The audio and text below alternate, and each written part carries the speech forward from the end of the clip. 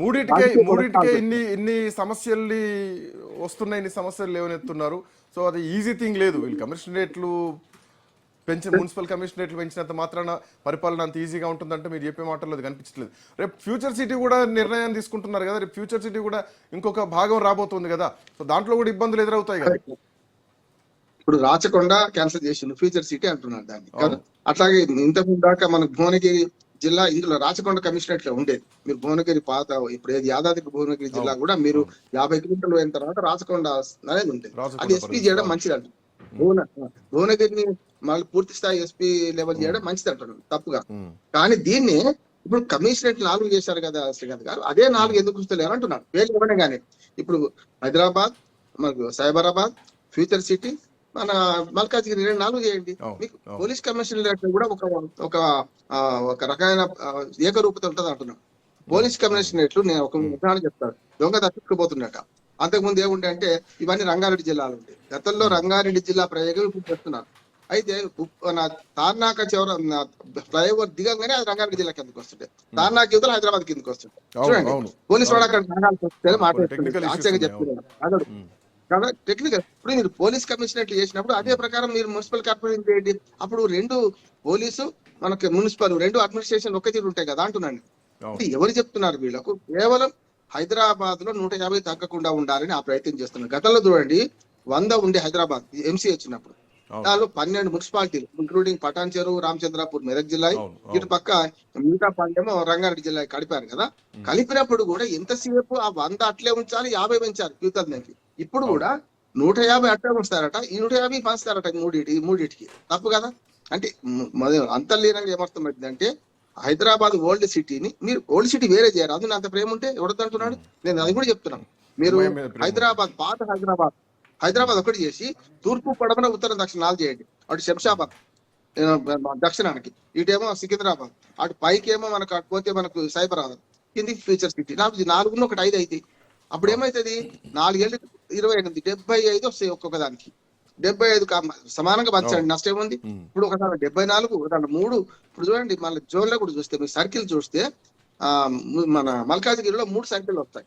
3 LB Nagar, మనకు Malkajgiri, Uppal 3 circle. కేవలం ఎంత 74. ఇటు పోతే అక్కడ అటు 3 సర్కిల్, కూకట్పల్లి, మన సైబరాబాద్ అటువైపు 3 సర్కిల్లే వస్తున్నాయి. ఇటు 3 సర్కిల్, 30 సర్కిల్ ఎందుకు ఉంచుతున్నారు? ఇప్పుడు ఓల్డ్ హైదరాబాద్ 30 సైకిళ్ళు ఉన్నాయి. మరి 30 సైకిల్ ఒక దిక్కు ఎందుకు ఉండాలి? కేవలం నేను ఒకటే, ట్యాంక్ బండును హద్దుగా తీసుకోండి, భౌగోళికమైన హద్దు. ట్యాంక్ బండ్ గతంలో ఇప్పుడు సికింద్రాబాద్ ఏంటంటాం మనం? ట్యాంక్ బండి ఉదయం సికింద్రాబాద్ అంటాం కదా మనం. ఇక్కడ ఏం కనిపిస్తుంది అంటే భౌగోళిక హద్దుల విషయంలో క్లారిటీ లేదు, కేవలం రాజకీయ హద్దులు మాత్రమే చూసుకుంటున్నారు అన్నది స్పష్టంగా కనిపిస్తోంది. ఓల్డ్ సిటీలో 150 ఉంచడం ఇంకా నయం. కనీసం పాత 150 అట్టే ఉంచుతా అన్నారు. మొన్నటిదాకా ఇంకో దుర్మార్గమైన ప్రతిపాదన నేను వ్యతిరేకించిన, చాలా వరకు ఆర్టికల్స్ రాసిన. మొన్నటిదాకా ఏంటంటే ఈ కొత్తగా 150 25 ఓల్డ్ సిటీకి ఇస్తా అన్నారు. నేను ఓల్డ్ సిటీ మీద వ్యతిరేకత అంటలేను. పాపులేషన్ అదే ఉంటది, సౌకర్యాలు అదే కల్పించాల్సి వస్తుంది. ఆ 3 కిలోమీటర్ల లోపల 3 కిలోమీటర్ల పైన ఆ కార్పొరేటర్ మారదు. ఇక్కడనేమో ఒక కార్పొరేటర్ 15 కిలోమీటర్లు తిరగాల్సి వస్తుంది. ఏది కొత్త సిటీలు చూస్తే మీరు. అదే మొన్నటి దాకా కర్ణన్ గారు ఒక మంచి దీనికి విభజన డిలిమిటేషన్ కు కొన్ని రూల్స్ ఉన్నాయి శ్రీకాంత్ గారు. ఒకటి చెప్తాను. ఒకటే భౌగోళిక చిన్న చిన్న నాలాలు కానీ ఏమైనా, అంటే హైదరాబాద్ అయితే నది లేదు కదా, మూసీ నది ఉంటుంది పెద్దది కదా, భౌగోళికమైన హద్దుల్లో అటు ఇటు ఉండొచ్చు. నెంబర్ 1. రెండోది రాజకీయంగా చూసుకుంటే కొన్ని పుణ్యక్షేత్రాలు ఇవన్నీ చూస్తారు. అట్లాగే గుట్టలు భౌగోళిక హద్దులు నదులే కాదు. ఇప్పుడు మహేంద్ర హిల్స్ ఉన్నది హైదరాబాద్, సికింద్రాబాద్. మహేంద్ర హిల్స్ అవతల పెట్టాలి, చుట్టూ తిరగాల్సి వస్తుంది. కంటోన్మెంట్ చుట్టూ తిరగాల్సి వస్తున్నది. ఇప్పుడు యువతది వేరే ఉండాలి కదా అంటున్నాడు. లేదు మొత్తం అటు ఉత్తరం దిక్కు ఒకటి పెట్టాలి అంటే కామన్ సెన్స్ ఉన్నవాడు ఆలోచించినంత కూడా చేస్తలేరు అంటున్నాడు. ఒకటి 1+4 సెంట్రల్ సిటీ ఒకటి, అటుపక్క అంటే హైదరాబాద్, సికింద్రాబాద్ ఉండనియండి. శంషాబాద్ వైపు ఓల్డ్ సిటీ విడిచిపెట్టి శంషాబాద్ వైపు దక్షిణము, ఇటు మల్కాజ్గిరి వైపు ఉత్తరము, ఇటు పోతే ఫ్యూచర్ సిటీ ఏమో దక్షిణం, తూర్పు, సైబరాబాద్ పడమర అయిపోతుంది కదా. అప్పుడు ఇప్పుడు ఈ అంశమైన ఇంకా కొంచెం సీరియస్ అవుతుంది. ఎందుకంటే బౌండరీస్ విషయంలో కానీ వార్డుల విషయంలో కానీ ఇప్పటికే వివాదాలు వస్తున్నాయి. రాజకీయ పరంగా ఎఫెక్ట్ అవుతుంది అన్నటువంటి వివాదాలు కూడా చాలా రోజుల నుంచి కార్పొరేటర్లు వినిపించడం జరిగింది. ఈవెన్ మొన్న మేయర్ ముందు కూడా ఇట్లాంటి చర్చలే బలంగా బయటకు వచ్చినాయి. సో ఏమైనా అట్లాంటి ఇబ్బందులు వస్తాయా? అండ్ భవిష్యత్తులో సర్వీస్ డెలివరీస్ ఏమైనా ఇష్యూ వచ్చేటువంటి ఛాన్సెస్ కూడా ఉంటాయా? ఇప్పుడైతే బీజేపీ వ్యతిరేకిస్తుంది నేను అనుకుంటున్నాను. ఎందుకంటే 150 ఒక్క దిక్కే ఉంచి మిగతా 150ని 2 కార్పొరేషన్లకు మార్చడం కరెక్ట్ కాదు ఒకటి. రెండోది నేను పాలనా పరంగా కూడా పోలీసు పరిధి వేరు, మున్సిపల్ పరిధి వేరు ఉండొద్దు అంటున్నాను. అయితే పోలీస్ పరిధి కూడా తగ్గించండి అంటే కదా, 3 చేద్దామంటే 3 అవే ఉండదు. ఇప్పుడు మల్కాజ్గిరి ఉంటది, మన ఫ్యూచర్ సిటీ పోలీస్ ఉంటది, మరి సైబరాబాద్ ఉంటది కదా. మరి అనుకున్నప్పుడు మరి ఎట్లా అన్నట్టు 3 చేశారు కదా పోతాయి.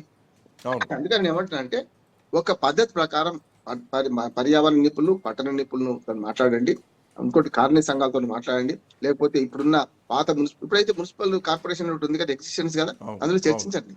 150 మంది కార్పొరేటర్లు ఉన్నారు కదా, వాళ్ళతో చర్చించండి. మొన్న అట్లా అయింది, ఆఖరికి మేయర్ కూడా మాకేం తెలియదు అంటుంది ఆమె కదా, చూశారు కదా. మన మేయర్ స్వయంగా ఈ డిలిమిటేషన్ నాకు ఏం తెలియదండి.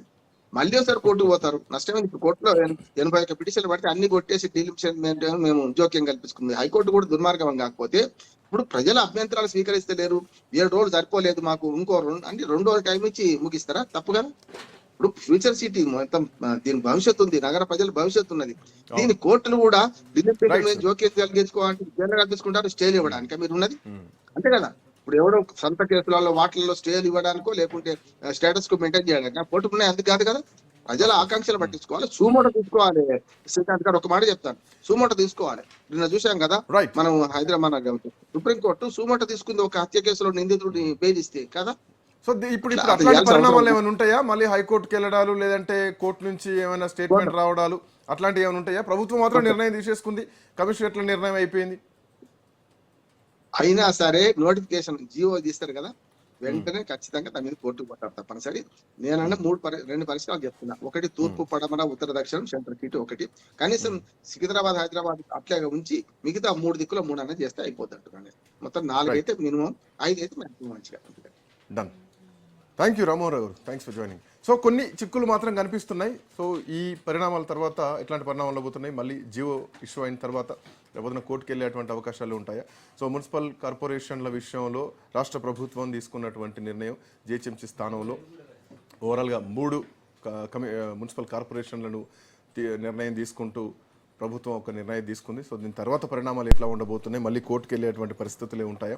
పరిపాలనా సౌలభ్యం అంటే పరిపాలన సౌలభ్యం ఉంటుందా? ప్రజలకు ఇబ్బందులు ఎదురేటువంటి పరిస్థితులే రాబోతున్నాయా? చూడాలి నెక్స్ట్ పరిణామాలు ఎట్లా ఉండబోతున్నాయి. That's all for now.